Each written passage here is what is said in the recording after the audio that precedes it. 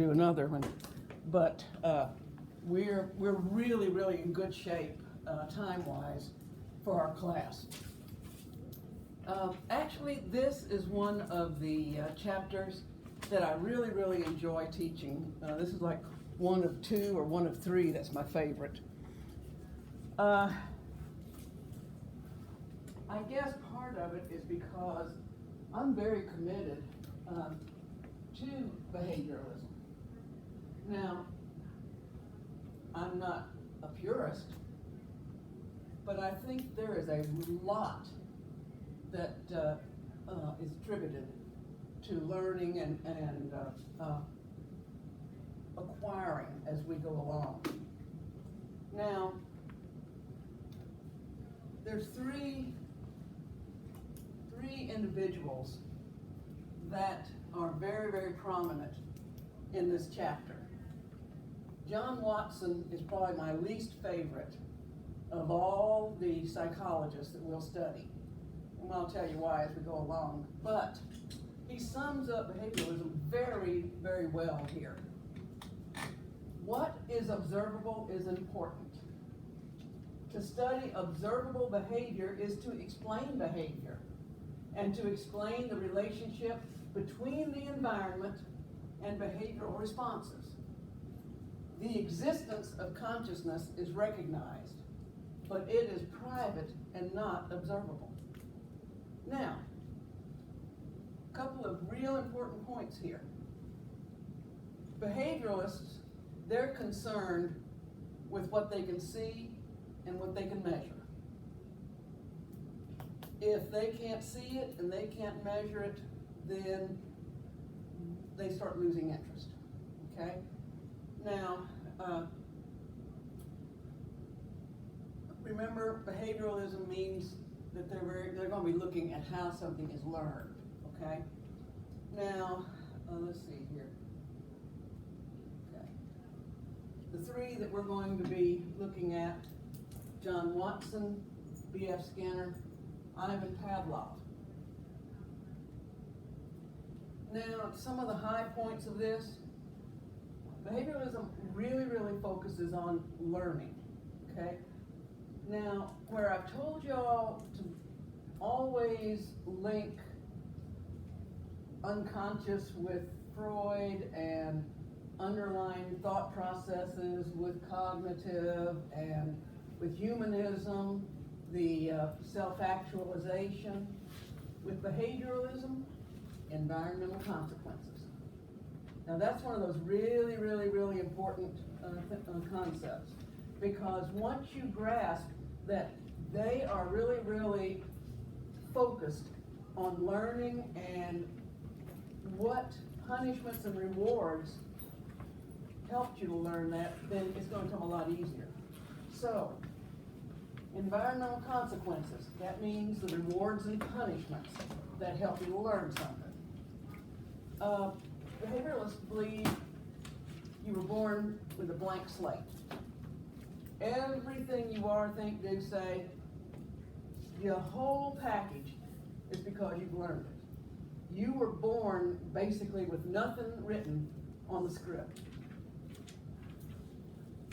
Another really big thing about behavioralism: behavioralists are not concerned with mental processes. This is big. These two things right here are really big. Now, they're not concerned with mental processes, so they don't care about your judgments. They don't care about your dreams. They don't care about self-actualization and becoming the best that you can be. If you would go to them and say, I dreamed about a woman that was selling balloons, you might get a response like, I'm really glad you got a good night's sleep. What can I help you with? But if you come in and you say, my kid's having 10 temper tantrums a week, and we've got to do something, they're going to get really excited about that, because you've already measured how many they're having a week, and you can see it. And so they'll set a goal, and they'll say, you know something, let's shoot to see if we can have them down to 5 a week within 6 months. See, they like They like behavior that can be seen and measured. They like overt behavior. They want to focus on overt behavior.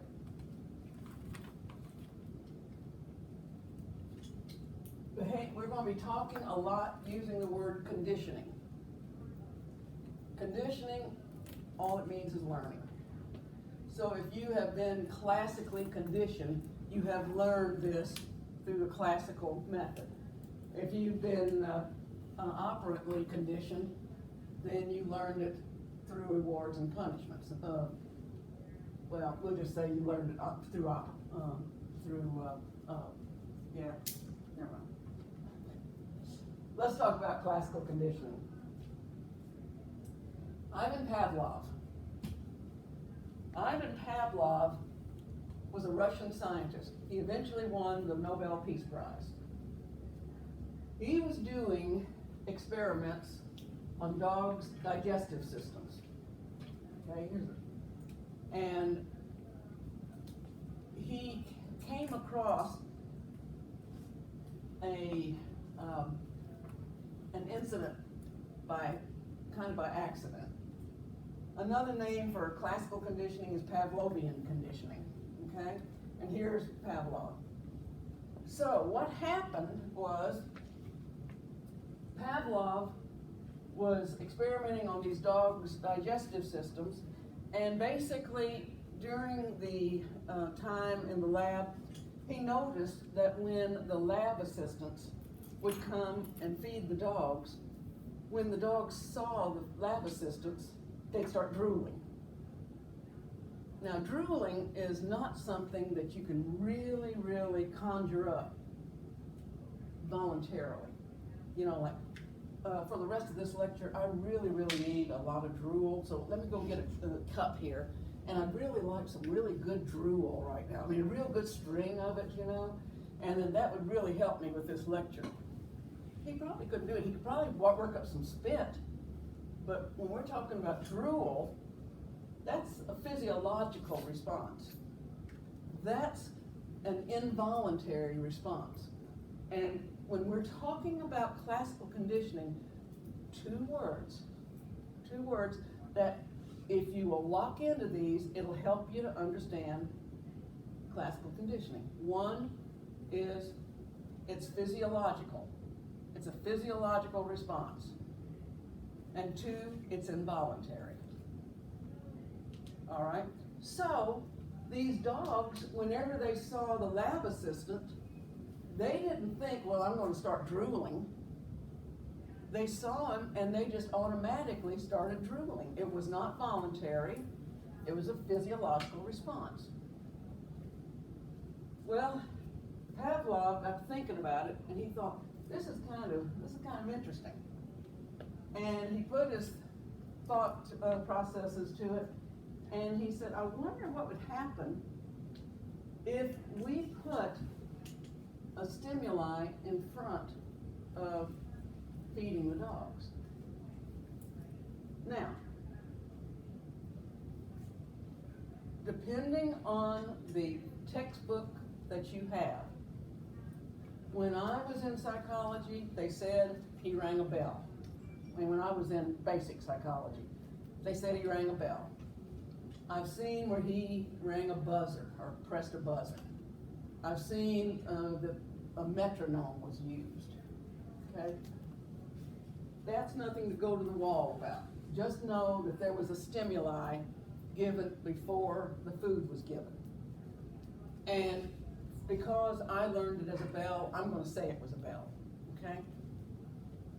So, he had the lab assistants, when they go to feed the dogs, they ring the bell and give them the meat. Okay?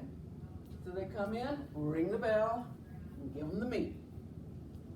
And they did this for a while. And then Pavlov said, I wonder now what would happen if we just rang the bell. And he rang the bell, did not give them the meat, and yet they still drooled. Well, this is monumental. This is one of the big, big things in psychology, one of those landmark moments, okay? he said, this is incredible. And so now we know that we can give a stimulus and produce a physiological effect that normally we would think would be involuntary. Okay? Now, psychologists can't make things simple. So, they gave names to the different things in this experiment. The unconditional, or unconditioned, not unconditional, unconditioned stimulus is the food. The unconditioned response was the drooling. Now, you have to have what's called the neutral stimulus given before the unconditioned stimulus. You can never do it the opposite way. It won't work. The neutral stimulus was the bell. So here, he noticed that whenever they saw the meat, they were drooling. He did not teach them to drool when they saw the meat. That's why it's unconditioned. All right? Nobody sat down and said, we're going to teach these dogs how to drool whenever they see meat. It started happening on its own. So it was already there. It was already a response that was there. Now, he added a stimulus to this stimulus. So he rang the bell and then gave the meat. So ding, ding, ding, ding, ding, ding, chow time. Ding, ding, ding, ding, ding, ding, chow time. So after a time, let's see what happens when we remove the meat, the unconditioned stimulus. Well, when they rang the bell, the dogs started drooling. Now we've got something that we have entered into the equation. We added the neutral stimulus, the bell, and whenever we ring the bell, now it causes the drooling. And so because we used a stimulus that was not in the original equation, and now it is working to cause the conditioned response, which was formerly the unconditioned response. Now, whenever you ring the bell, the dog drools. Okay?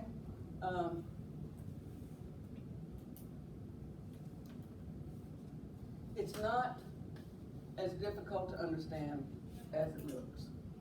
Okay? Now, I'm going to make it hopefully a little easier for you because we have things all the time in our lives that are classical conditioning. Okay? When I was in college, I was living by myself. I came home one day and found somebody had broken into my apartment. They ransacked it. Well, at that point, I started feeling very vulnerable. That if they did it once, they could get in again. Okay? So, when I'd go to bed, I would hear every noise in that apartment. And I couldn't get any sleep because I was fearful. I was fearful that somebody was breaking in. I had to start trying to find a way to get to sleep. And so I came up with the idea, okay, I'm going to play music until I go to sleep.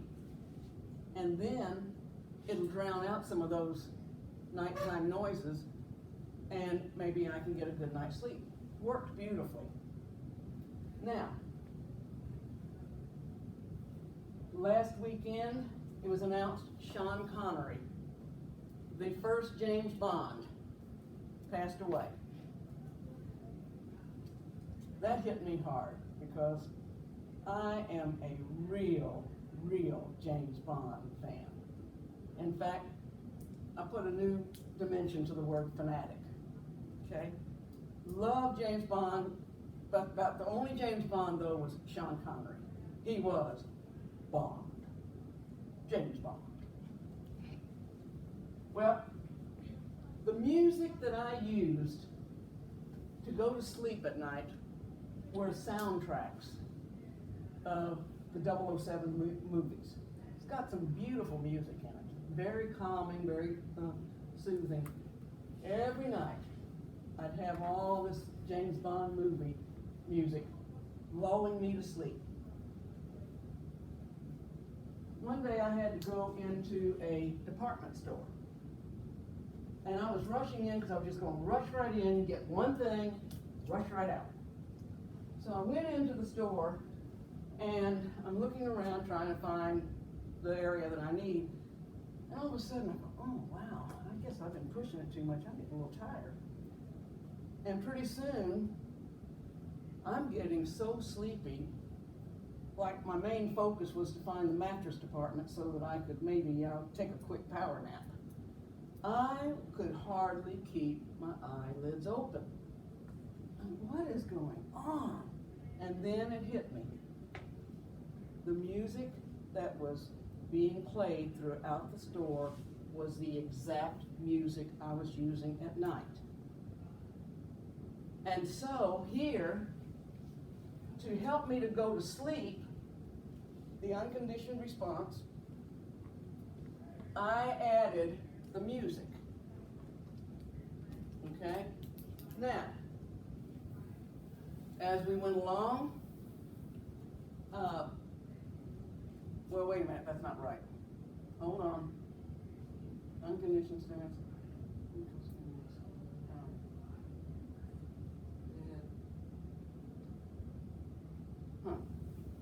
The neutral stimulus is the music.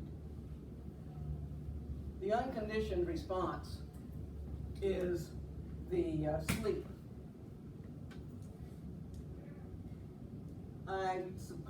I guess the unconditioned stimulus was just laying in the bed. That's the only thing I can think of right now, okay? So I'd go to bed, I'd play the music, that's the music, neutral stimulus. I go on to bed, and I'd get sleepy, I go to sleep. Well, now in this store, they're playing that music. And I'm trying to go to sleep. That was not something I had intended to do. That was not a voluntary response. And so, because I had been teaching myself to go to sleep by that music every night, when I heard it in the store, I wanted to head for some place that I could catch some Z's. That was a classical conditioning.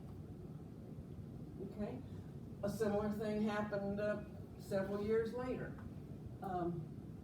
I love Walker, Texas Ranger. I mean, once I see him kick somebody's butt, I know the world is safe for that night. And so I'd go to sleep watching him every night. Well, one day I'm working on my home, on some paperwork and such, and I'm just kind of resting, and I think I was just doing grading papers or something in bed. Next thing I knew, I had slept for an hour or two because I was used to going to sleep by Walker. And as soon as that show came on during the day, my body said, oh, time to go to sleep. Now let me give you even a better example.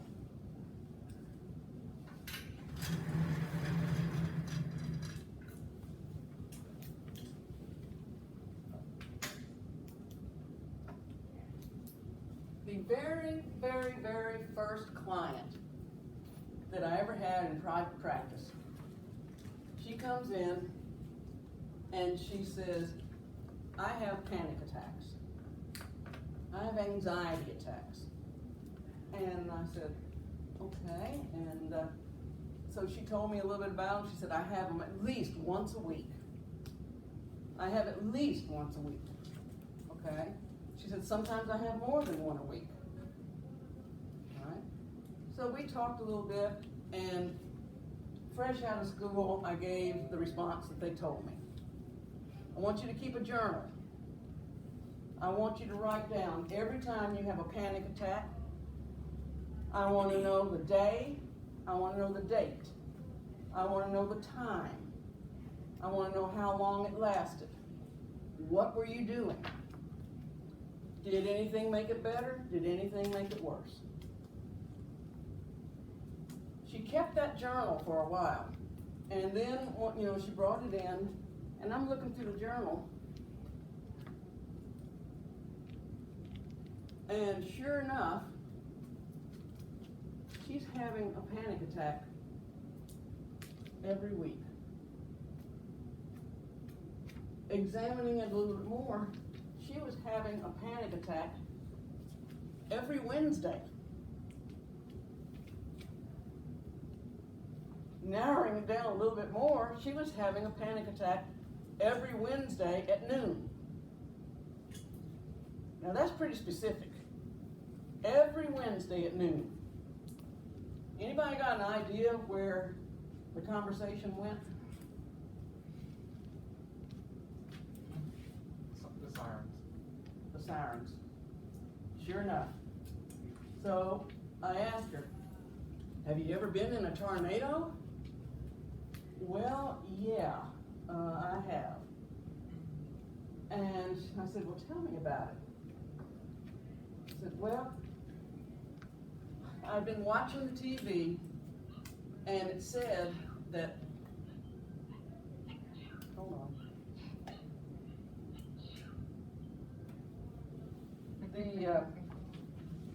She said the TV said that there were some horrible thunderstorms heading our way. They had already produced tornadoes. And so I'm watching all this, and I'm looking in the distance, and I can see the thunderstorm coming. So I grabbed my baby, out, and we went back into the trailer. And I'm watching TV, and I'm looking out the window, and I see what looks like a funnel starting to form.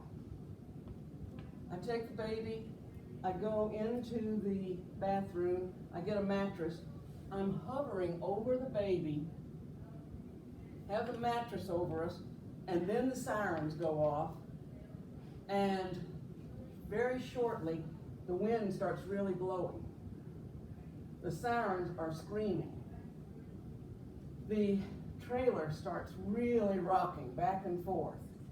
Rocking back and forth. It's really starting to give it to it. Hail starts pounding. She said everything's just going crazy. And the wind is rocking that trailer back and forth, and I'm underneath that blanket, hovered over my baby, saying, please God, don't take my baby. Save my baby. Don't let anything happen to my baby. And she said, I'm sitting there and I'm praying, I'm scared, I'm shaking, I'm shivering, I'm crying, I'm hovering over that baby. And it gets really bad. I'm hearing this horrible roar. And everything's absolutely going crazy. And then silence. She said, I wait a couple of minutes, and I peek out from underneath the mattress. I get out of the bathroom. I look outside. Everything to the right is leveled. The block 2 blocks to the right is absolutely leveled. The block and on down to the left is leveled. The tornado jumped our block. Okay?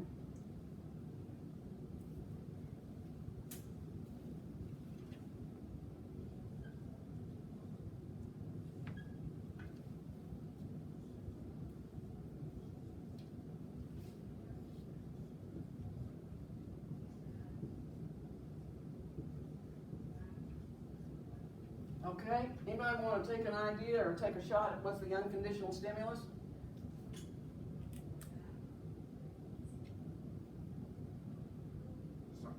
Huh?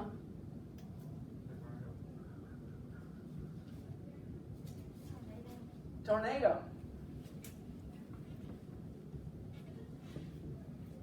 So we've got a tornado that's causing a big ruckus. What does she do? She goes, crawls into the bathtub with her baby. She's in the fetal position, hovering over the baby with a mattress on top of her, and she is fearful. She's crying, she's shaking. Okay? Now, the sirens go off. So you've got the siren plus the tornado going and leading to the fear, crying, and shaking. So what happened? The siren now becomes the conditioned stimulus, because whenever she hears this siren, she now has the fear, crying, and shaking in the form of a panic attack.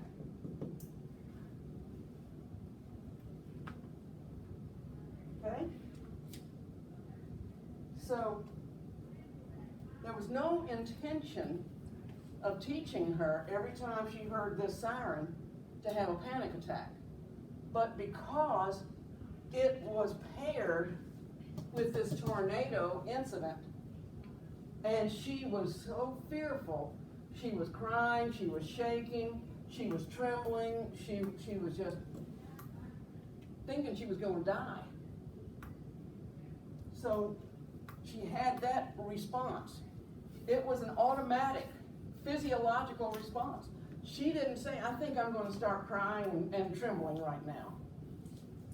All of a sudden, it came about. And now, whenever she hears the siren, she has that physiological response. It's real important you remember, when we're talking about classical conditioning, you've got to have a physiological response, a reflex type response, that you do not control or elicit on your own. Okay? Real important.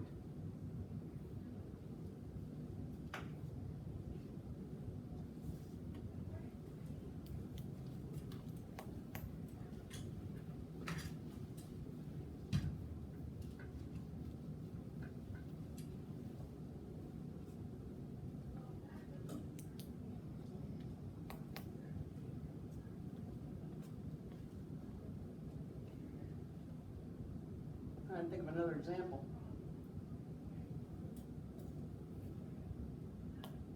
Okay.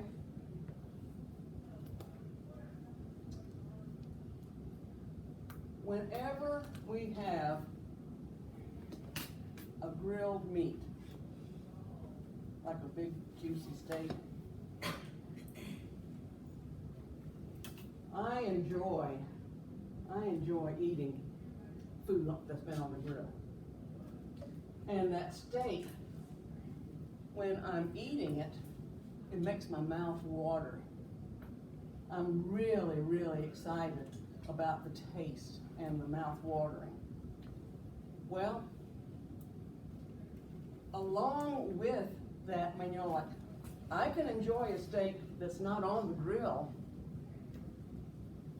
but if every time I have an incredible Academy Award-winning steak, I'm smelling it cooking on the grill, and after I eat it, you know, as I start eating it, I'm starting to get this mouth watering. Sometime in the future, my mouth starts watering when I just smell the cooking of the steak. All I have to do is just smell that wonderful smell of a steak grilling to make my mouth water. Okay? Y'all getting it? And it's really simple, but this is something that students seem to have a problem grasping the concept of. And I'm going to tell you something, and it's not going to be any secret. This is going to be on your final. You're going to have to identify a situation where you identify the unconditioned stimulus, the neutral stimulus, and the unconditioned response, and the conditioned stimulus and the conditioned response. And so I appreciate y'all shaking your head up and down saying, I understand this, but it's really, really important that I not move on until I see y'all get it. Yeah. The neutral stimulus, Mhm. you said it's number one, right? It's what? It's the one that you look at first, right? That's what you add. Okay, I got a better one. I got a real good one for y'all, okay? A child goes to the doctor, okay? Now,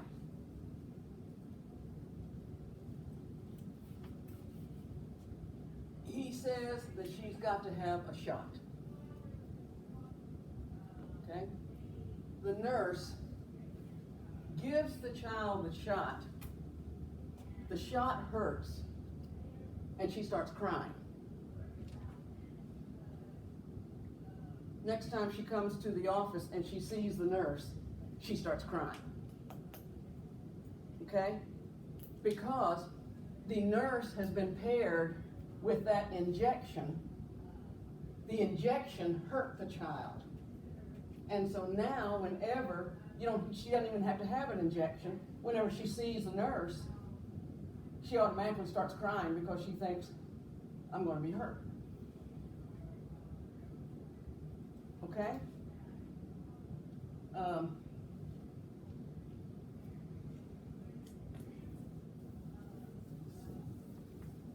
Do I need to go over another example? Because I really want you all to get this.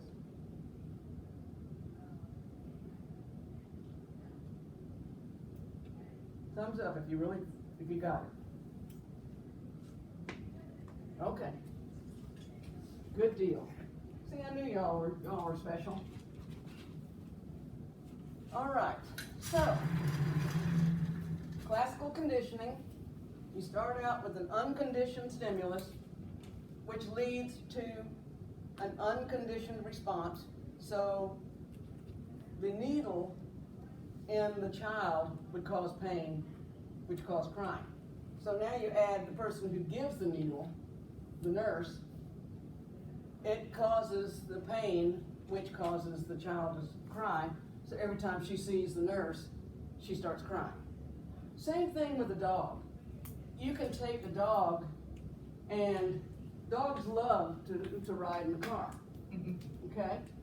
But if the only time you put the dog in the car is when they go to the vet, now, if you don't go to the vet, say you're going to take the dog out and get it an ice cream, and the second that it gets into the car, it starts shivering and trembling and such, because it's been conditioned to start reacting that way because it's going to the vet.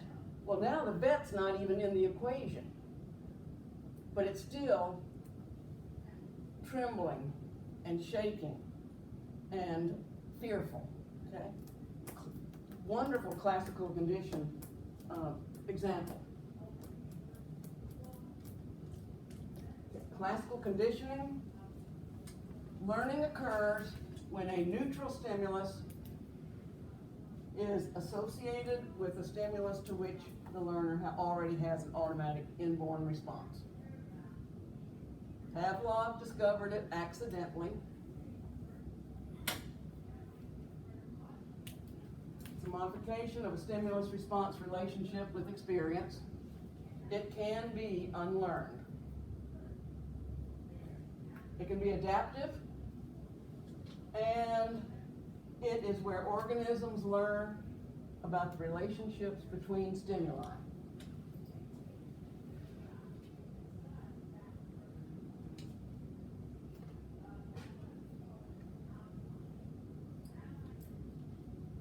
Operant conditioning. Now, the way that this came to America, John Watson read about Pavlov's experiments.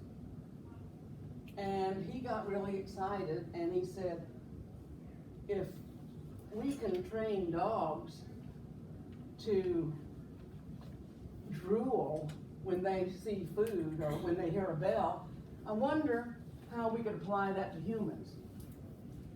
So he ended up bringing classical conditioning over to America, and then from classical conditioning, it started evolving into another type of conditioning called operant conditioning.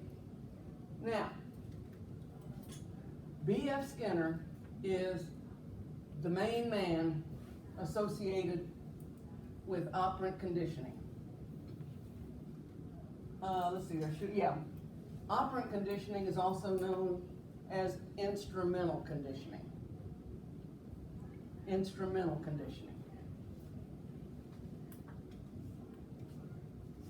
There are going to be at least 5, if not 6 terms, 5 terms, that I'm going to go through with operant conditioning. All of these are extremely important. All right.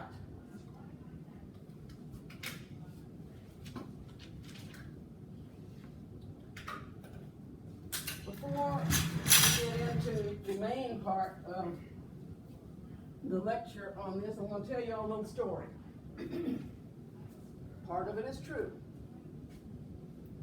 The names have been changed to protect the innocent.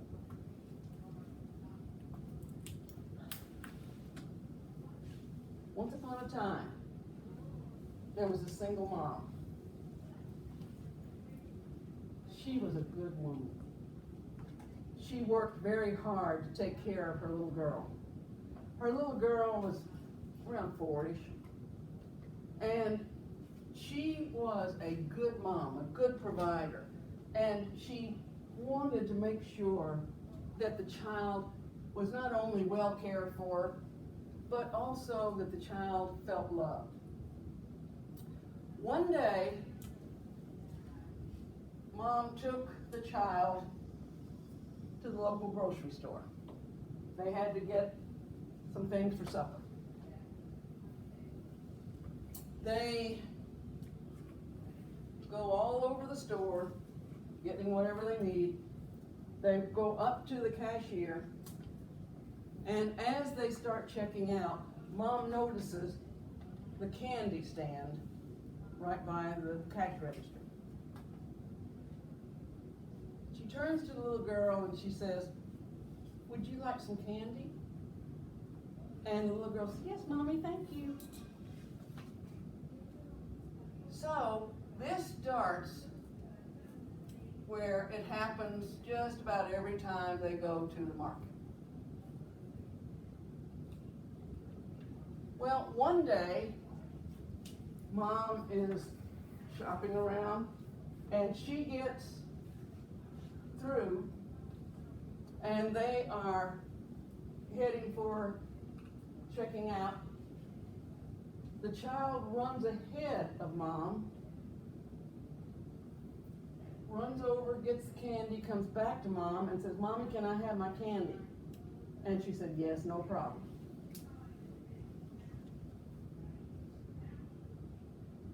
So now this becomes the standard. Every time they go to check out, the little girl runs ahead and gets the candy.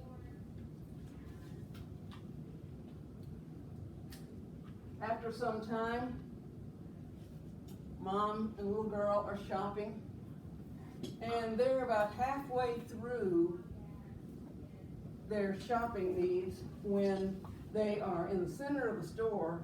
The little girl sees the checkout. She runs down the aisle goes to the checkout, grabs the candy, comes back to Mama and says, "Can I have my candy?"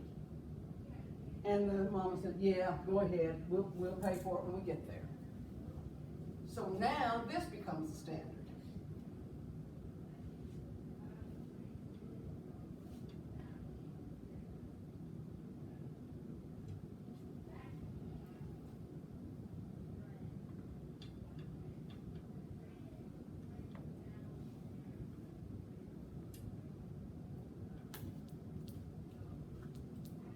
All right, now one day they are coming to the store, and as soon as the child hits the door, she runs and gets the candy and says, "Mama, here's my candy, can I have it?" And she said, "Yes." So now the child, as soon as they enter the door, runs and gets the candy.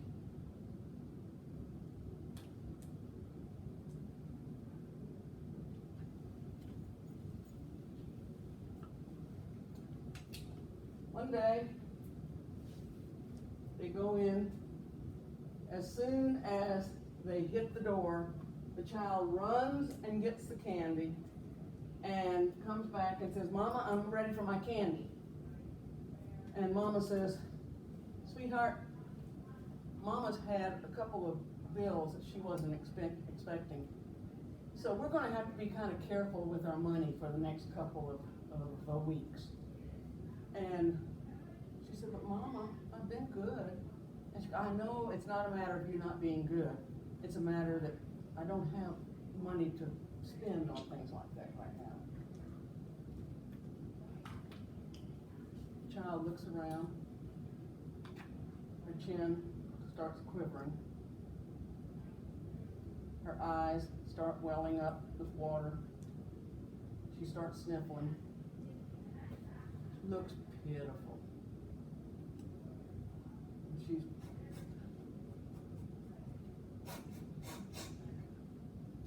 Mom feels guilty. "Okay, I was going to buy several cans of soup, but I'll buy one less soup and let you have your candy."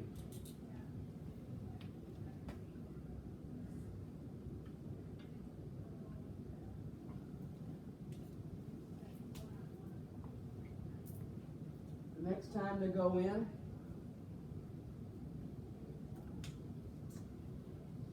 the child runs, gets candy, comes back, "Mama, I've got my candy." And she said, "Baby, I told you we're going to have to really, really be careful. It's a real tough time for Mama right now, and every penny counts. And so no, baby, I can't buy you candy." Well, she puffs up, starts sniveling, eyes start watering, chin starts quivering, hoo, starts crying. And she said, "Baby, I can't do it. I'm feeling horrible, sweetheart, but I cannot buy you candy." Well, she breaks out in a full cry, blasts away with this full cry, and somewhere in the distance, Mom hears, "What's happening to that baby? Should we call SCAN?" Well, Mom's terrified, and she's, okay, I'll buy you your candy. I'll buy you your candy. You know, and, you know, everybody was around, is she abusing that baby? What's going on? What's going on? So, to quiet everything down, she buys the baby candy.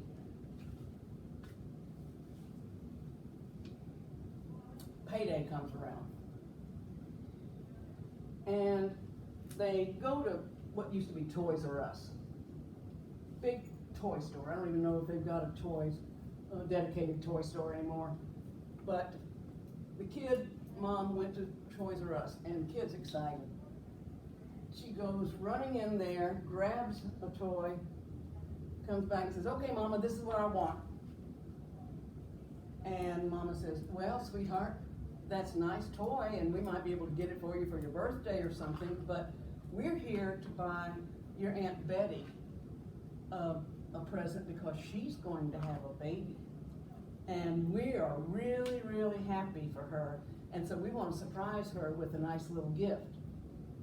And she said, well, buy her the gift, but I want this toy.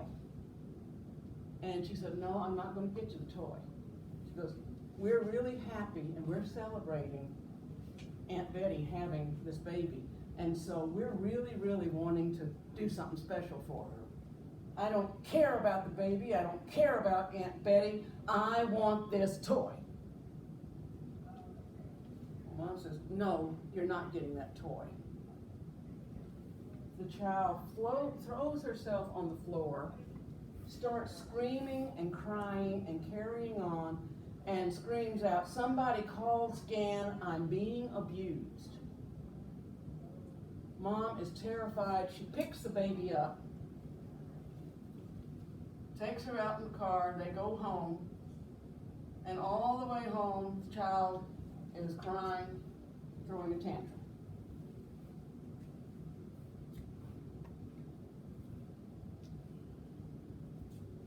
The mother is absolutely appalled. I don't understand this. So she calls a friend of hers who happens to be a therapist. And she says, I think I've raised a brat.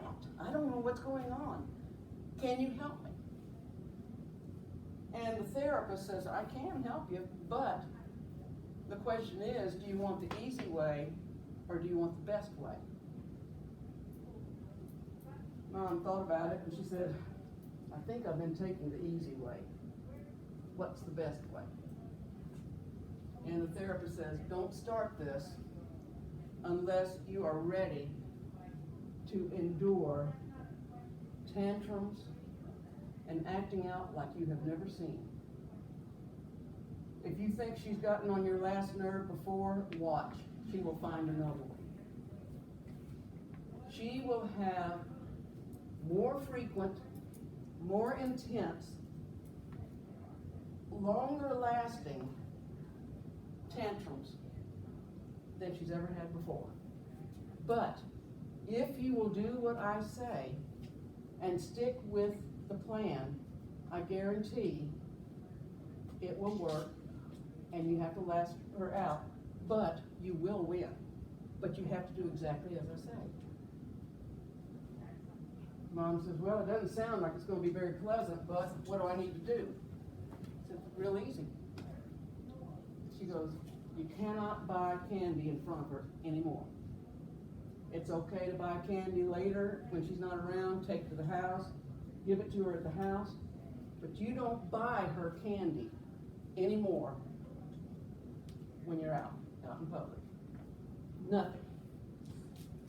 And I'm going to tell you right now, she's not going to like it. She has used this to solve a problem, and when it doesn't work, she's going to think she's not doing it right. And so the natural response is to do more of it, more intensely, and more frequently, because that'll make it work. Mom goes to the store, the child runs, gets the candy, and said, Mama, here's my candy. And she said, no, I'm sorry, you're not going to get candy.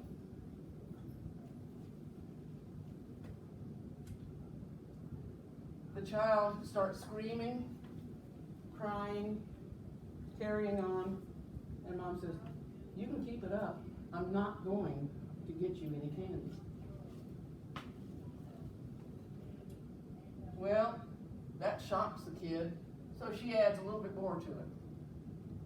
And Mom lasts her out. She's crying and carrying on. Well, this goes on for a while.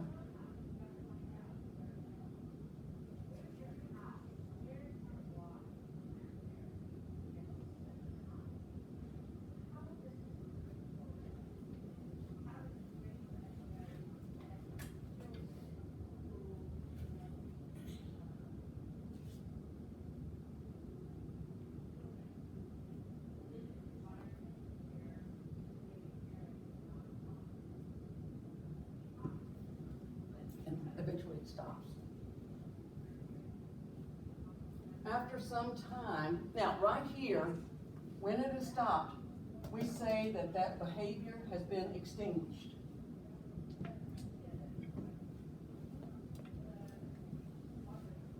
We can also use the term extinct. The behavior has become extinct. Now, after that behavior has been extinguished, sometime later, out of the blue, she hasn't done a thing all here, but out of the blue, one day they go to the store and she runs and gets candy and says, "Mommy, I've been real good. I've been a real good girl, and I've been doing everything you say, and I have had good grades, and I haven't thrown any tantrums. Can I please have some candy? I've learned. I just want some candy." She's been doing real good, ladies and gentlemen. She's been doing real good. Do we give her the candy? How many say yes? How many say no? You're absolutely right.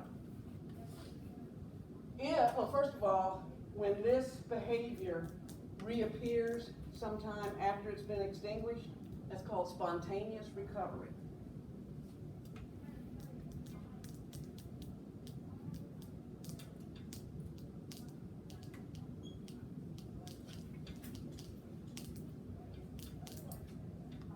Spontaneous recovery. Now,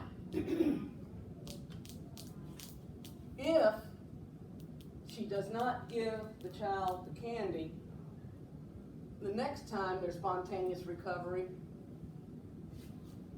she won't be as insistent. Pretty soon, she might ask in passing, but eventually, by not reinforcing, it's going to die out completely. That behavior will just stop. And that's one of the things about behavioralism. We believe that when you stop reinforcing something, there's no payoff, so the behavior will stop. Now, if she had given her the candy, she would have just undone every bit of this. And it's going to make it harder and take longer to extinguish the behavior again. Because now, she doesn't expect reinforcement every time.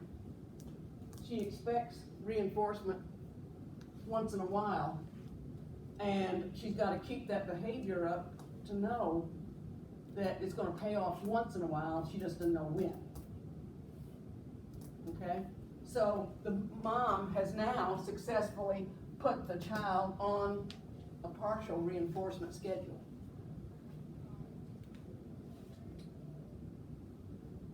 We'll talk about partial reinforcement in a second. But this works. This works. The problem is, do you have the patience and the persistence to wear them out? Okay? Now, any questions about this? Okay?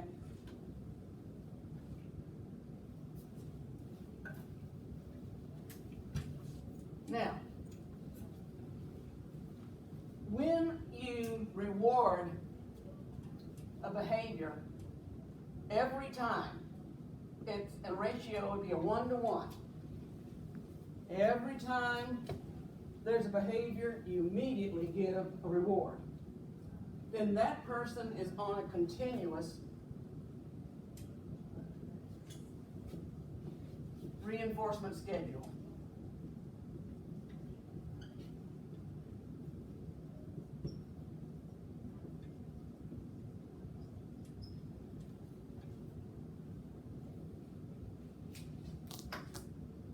Every time they do something, they immediately get that reward right then. You say sit to the dog, they immediately sit and you give them a treat. You know, You wanna go out, and they kinda whimper, and you take them out, and they piddle. You immediately give them a treat. Okay? That's continuous reinforcement.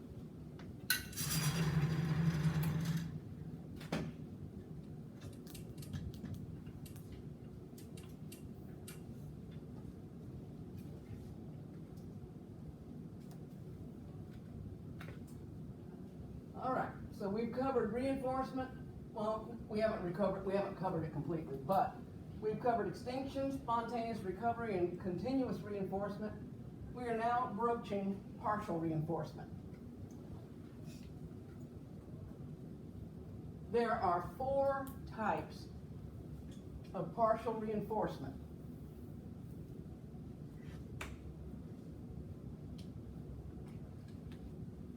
Partial reinforcement is also called intermittent reinforcement. Okay? Partial reinforcement is also called intermittent reinforcement. The first type of partial reinforcement is called fixed ratio. Here, before the behavior schedule is started,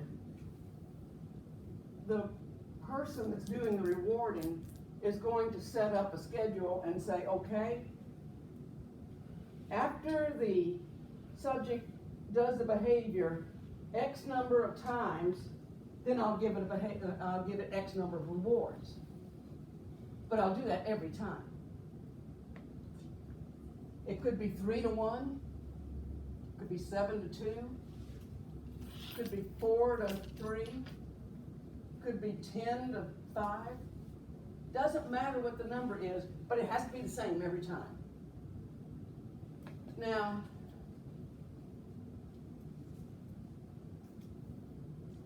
I grew up in Hot Springs, and there was a tourist attraction there called the IQ Zoo.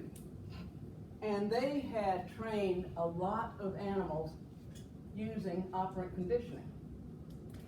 One of those animals was called Rocky the raccoon.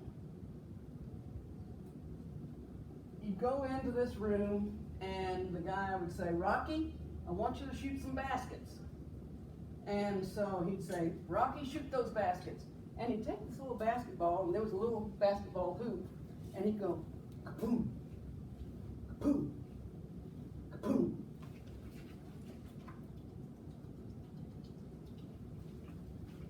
Kaboom, kaboom, kaboom.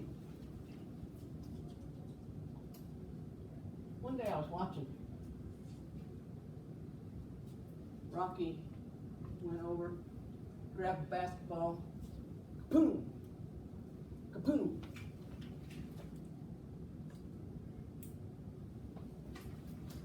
Kaboom. He wasn't going to get the reward until he sank that third basket.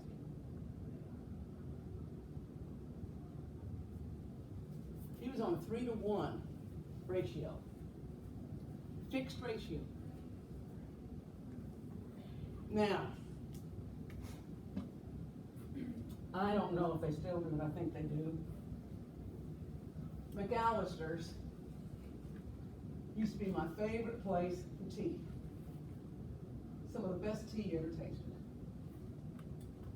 They had a little thing, a little card, and every time you would buy a tea, they'd stamp it or they'd initial, and after 10, you'd get a free tea.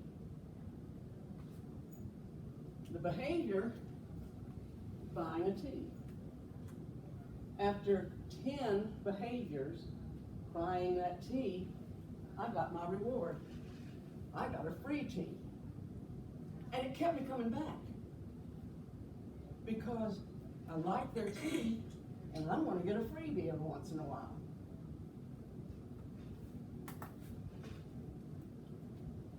That is a fixed ratio.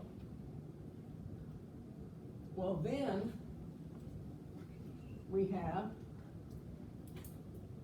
a variable ratio. And here, you still have a certain number of behaviors that will result in a certain number of rewards, but the number changes each time. So it can be 3-to-1 this time, it could be 7-4 the next time, it could be 1-to-1 after that, but the subject never knows what that reward schedule is going to be.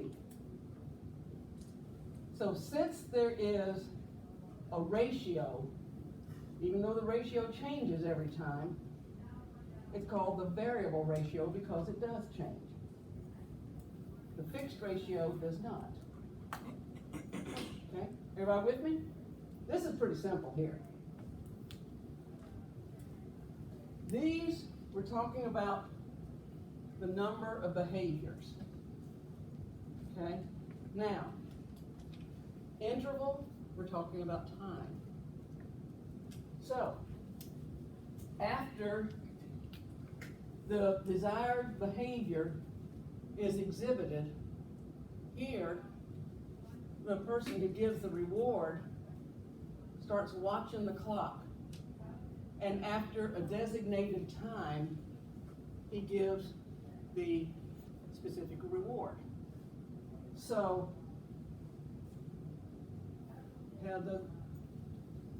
you've got a behavior, and he says, okay, in 5 minutes I'm going to give him a reward.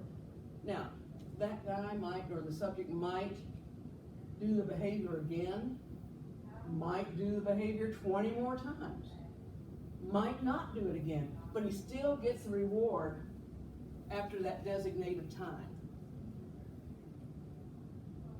Okay?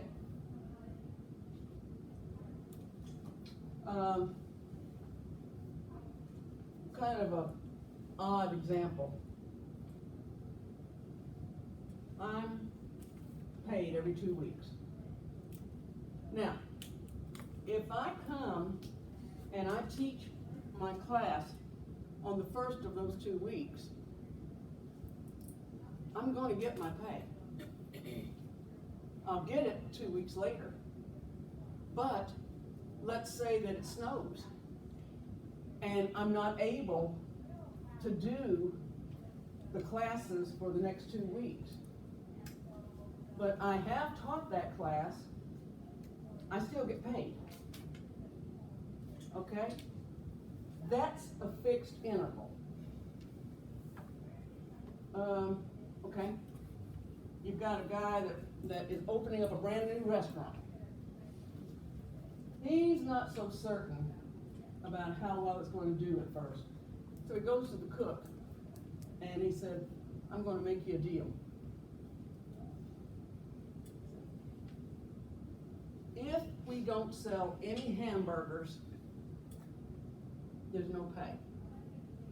But once we sell one hamburger, that day, you'll get $200. It doesn't matter whether you flip one burger or 500 burgers, you'll get the same $200 at the end of the day. But if we don't sell any burgers, you won't get any money. And the first day there's no burgers, but the second day he only has to flip 2 burgers, but he gets the $200. Third day the word gets out, and this guy is flipping burgers right and left, and he's flipped 700 burgers that third day, but he still just gets the $200. See, that's a fixed interval. He's going to get the same reward at the end of that time period, no matter what, whether the behaviors come again or whether they're multiply shown. And the last one is called the variable interval. And here, after the behavior is exhibited, there's a time that there's going to be a reward. The reward is given, and then the time changes for the next one. Okay. I don't know if there's anybody that's old enough that can go to casinos in here. Anybody go to casinos in here? Do you like this? My sister's boyfriend works at casino, so I've been in there once or twice. Okay. Well, I was kind of looking for somebody who loves the slots. You can't play those, but I do know one. All right. Now, you got somebody that loves the slots, and there's a brand new casino. It's made like the Old West, and you walk in and you have to park those saloon doors, and all the slot machines are the old-fashioned type. They take quarters. They don't take bills.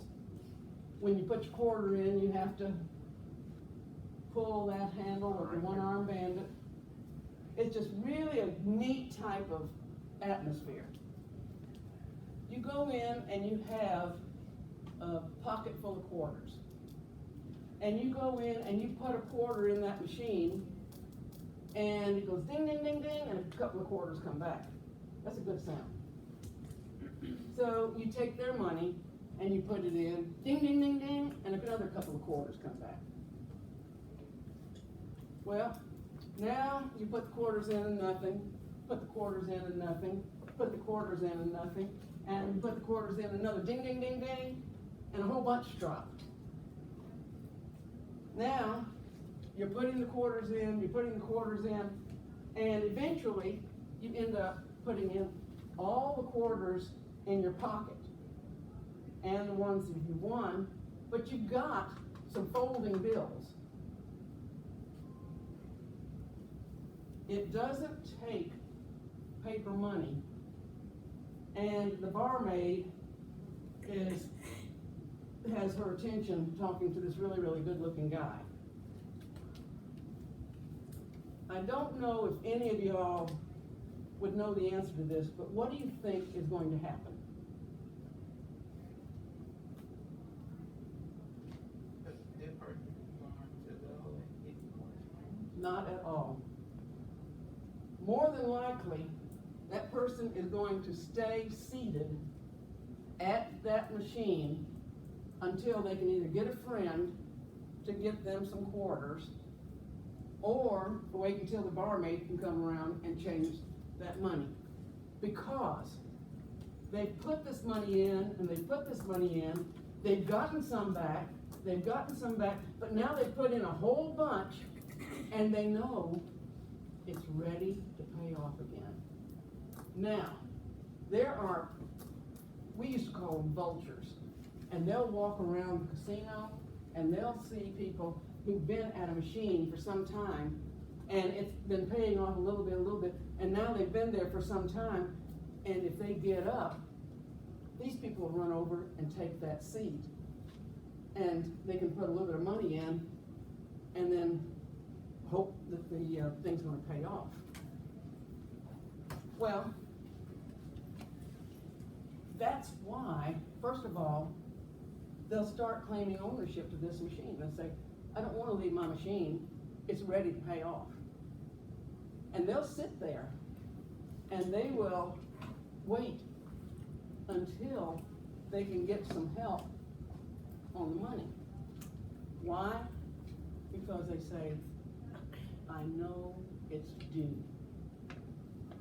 I know it's ready. I can't leave it because there's a chance the next quarter will be the payoff. I have put all this money in, it's ready to let it go. Gambling works on this reinforcement schedule. And it is a very hard reinforcement schedule to break a behavior of, and that would be the reinforcement schedule that the mom would have put the little girl on by giving her the candy when she asked. And so this is a very, very hard reinforcement schedule to break, because it really solidifies, because the idea is they know there's going to be a payoff. They know that if they wait long enough, it's going to hit. So when we're talking about partial reinforcement, the whole idea about partial reinforcement is there is an expectation that a behavior is going to pay off if they keep doing it long enough. If you keep doing it long enough, there will be a payoff. That's what partial reinforcement is. Now, I'm going to be opening up the module for this, and there is your next written assignment. The next written assignment, there is a quote from Skinner. You don't have to write ages and ages and pages and pages. It can be answered in a paragraph or less. But listen very carefully. What it is there's a quote there, and you have to tell me what this quote means. Do not get it confused and tell me about morals or like if you keep a sunny face, things will work out. I don't want a philosophical answer. I want you to keep it relevant to psychology. Okay, keep it relevant to psychology. I'll try to put a due date on it, probably a week from Thursday. That seems like that give you all enough time, because I've already given you the answer to that quote. If you paid attention today in class, you got the answer. Okay? Anybody got any questions? We covered half the chapter today. We'll be through with the chapter on Thursday. All right. So here's the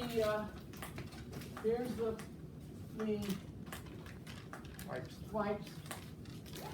It should be coming around to you very shortly.